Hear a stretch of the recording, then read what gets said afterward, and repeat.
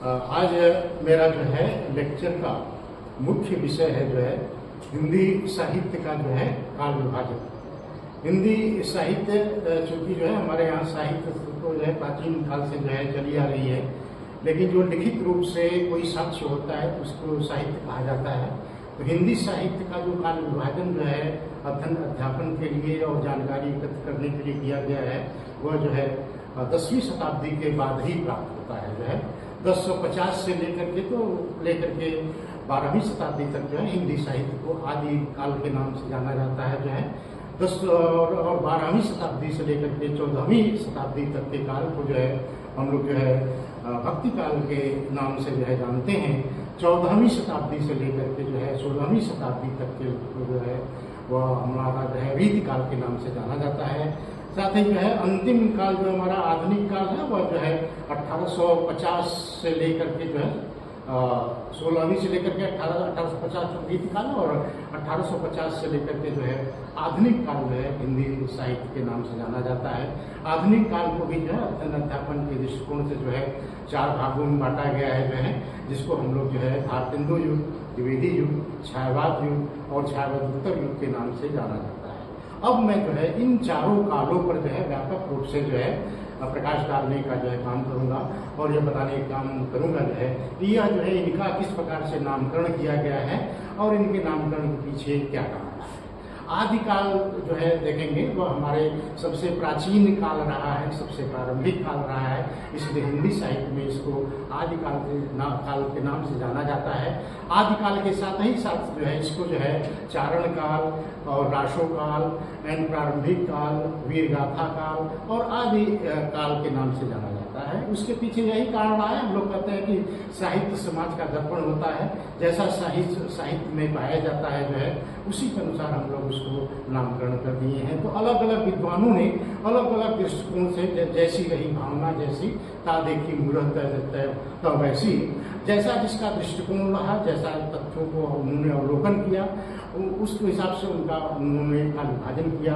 अब रामचंद्र शुक्ल ने जो है क्योंकि उस काल वीरगाथा काल इसलिए कहा क्योंकि उसमें वीरों की जो है गाथाओं का जो है वर्णन किया गया है, जैसे पृथ्वीराज रासो, हम्बीर रासो, विशलदेव रासो या अन्य रासो साहित्य जो रहे हैं सभी में जो है उस तत्कालीन समय में जो वीर थे, बहादुर थे, पृथ्वीराज जैसे जो है जो मोहम्मद गजनी से बार बार युद्ध किए, तो उनकी वीरता का जो है बखान जो है किया गया है। जो है तो इसलिए उस काल को जो है हम लोग जो है रामचंद्र शुक्ल के द्वारा वीरगाथा काल किया गया है।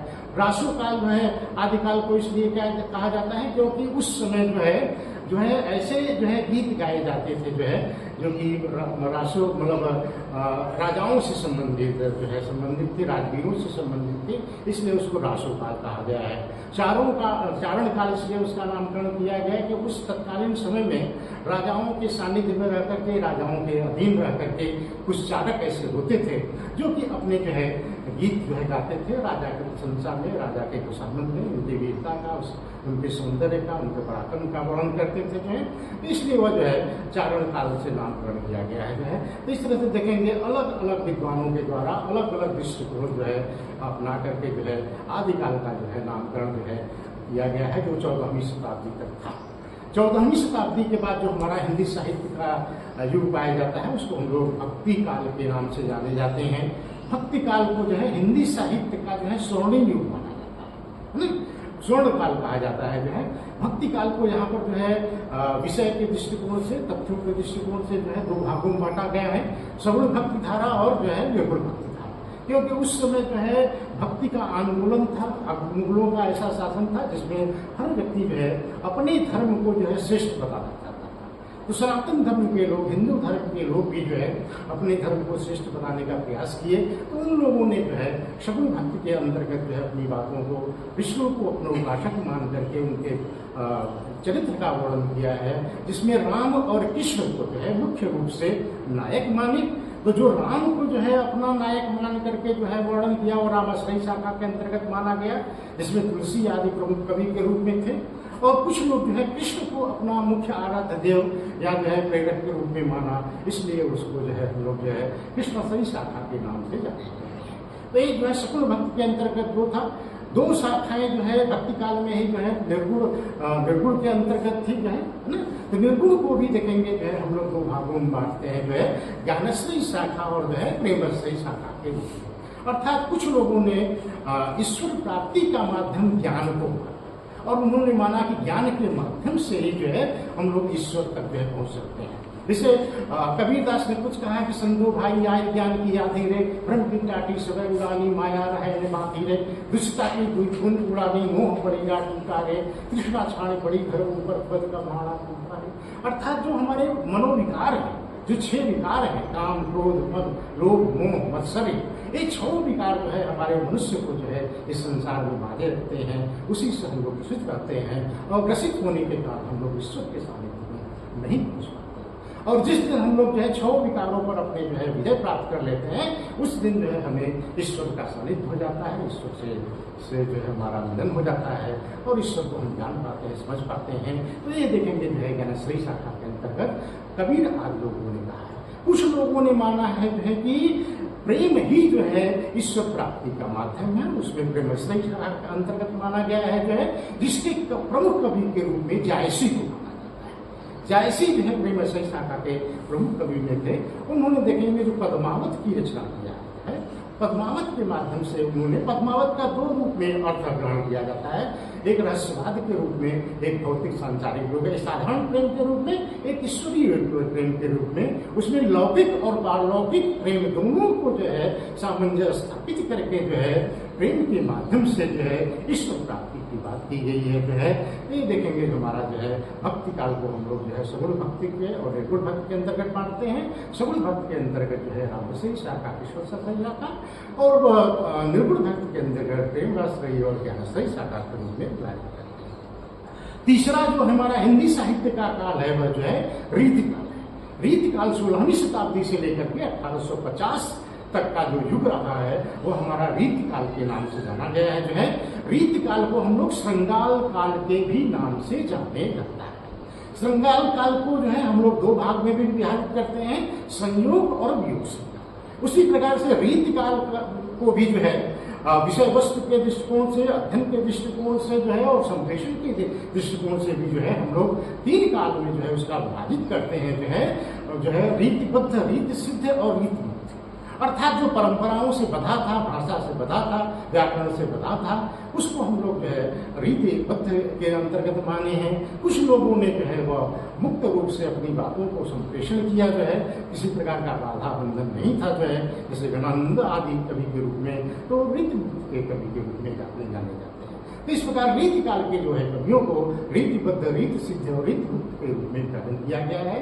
चूंकि रीतिकाल का मुख्य विषय वस्तु श्रृंगार था, नायिकाओं का नक्षिक वर्णन था और बिहारी जैसे कवियों ने जो है जो गागर में सागर भरने का काम किया, अपने थोड़ी सी उक्ति में जो है ज्यादा से ज्यादा संप्रेषण करने का काम किया। तो बिहारी देखेंगे उस काल के प्रमुख कवि थे और अन्य कवि में घनानंद, बोधा, अन्य लोग थे जो है जिन्होंने श्रृंगार से संबंधित श्रृंगार के संयोग और वियोग जो है दोनों पक्षों का जो है बड़ा ही यथार्थ और जो है और आकर्षक जो है।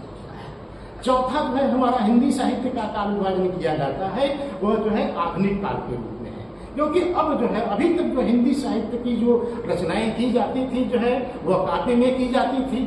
अभी तक जो है गद्य का आविर्भाव नहीं हुआ था।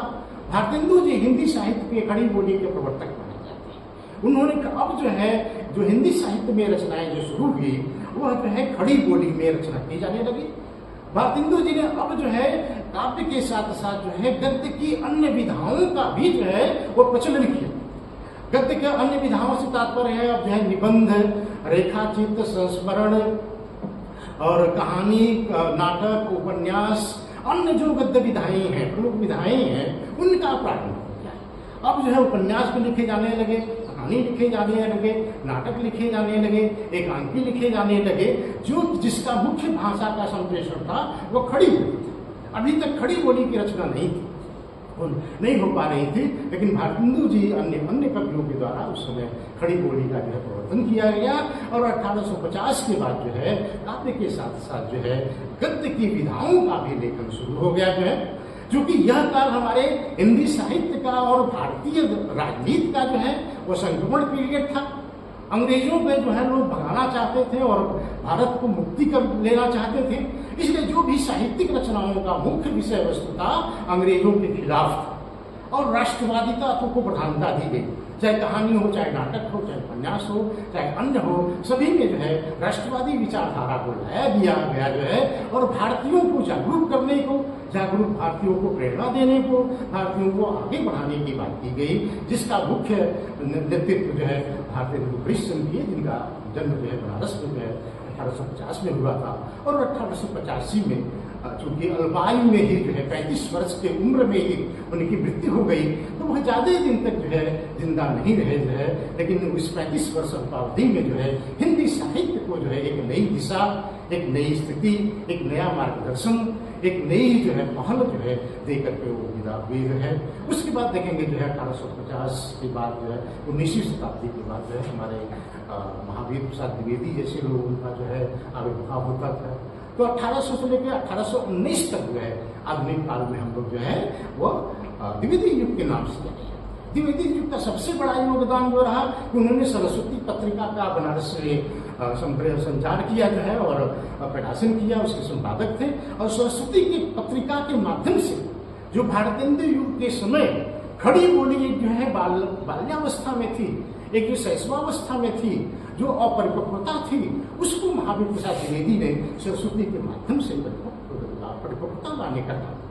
और ऐसा माना जाता है था जो है कि जिसकी सरस्वती में लेख या निबंध या नाटक छप जाते थे, वो जो है अपने आप में कवि लेखक के रूप में जो है उसको मान्यता दी जाती है। तो देखेंगे महावीर प्रसाद द्विवेदी जो है 1800 से 1900 से लेकर 1918 तक का समय जो है हमारा जो है महावीर प्रसाद द्विवेदी युग के नाम से जाना जाता है जो है। और उस समय हिंदी को जो है व्याकरण के दृष्टिकोण से, भाषा के दृष्टिकोण से एक परिपक्वता प्राप्त हुई। और तीसरा जो आधुनिक काल के रूप में जाना जाता है वो छायावाद युग है। छायावाद से तात्पर्य है कि हम लोग जो है अब जो है इस पर विदेशी जो था कम्युनिस्ट विचारधारा, रशियन क्रांति थी या ब्रिटेन में जो आंदोलन हुआ था, रोमांटिसिज्म का जो प्रभाव दिखाई पड़ा, मार्क्सिज्म का प्रभाव दिखाई पड़ा। और इस काल के जो प्रमुख 1918 से लेकर 1936 तक का जो युग रहा जो है वो छायावाद के युग से के नाम से जाना गया जो है। इस काल के जो प्रमुख कवि थे जयशंकर प्रसाद, सुमित्रानंद पंत, सूर्यकांत त्रिपाठी निराला और महादेवी भट्ट, इन चारों को जो है हिंदी छायावाद का जो है स्तंभ कवि के रूप में जाना जाता है। और छायावाद का जो मूल विषय वस्तु रहा वह स्थूल के प्रति सूक्ष्म का विद्रोह जो है माना जाता है जो है। और उसमें जो भी सामंतवादी विचारधाराएं थी, राजशाही विचारधाराएं थी, उसमें जो है मजदूरों का, गरीबों का जो है एक आंदोलन, जिसका एक सबसे बड़ा उदाहरण जो है सूर्यकांत त्रिपाठी निराला का जो है वह तोड़ती पत्थर कविता है, जिसमें वह लिखते हैं देखो वह तोड़ती पत्थर जिसे मैंने देखा इलाहाबाद के पत्थर, वह तोड़ती पत्थर, न कोई छायादार वृक्ष जिसके तले बैठी वह करती बार बार पहाड़ गुरु हथौड़ा का पाया। तो किस प्रकार से एक मजदूर वर्ग जो है रात दिन मेहनत करता है और सामंत वर्ग, राजशाही वर्ग उसका आनंद उठाता है, उसका जो चित्रण जो है, उसका विद्रोह जो है वह छायावाद में होता है। उसके बाद देखेंगे जो है हमारे देश में स्वतंत्रता का एक लहर चल पड़ी थी और अब जो है प्रगतिवाद, प्रयोगवाद और नई कविता का जो है विचारधारा आता है जो है।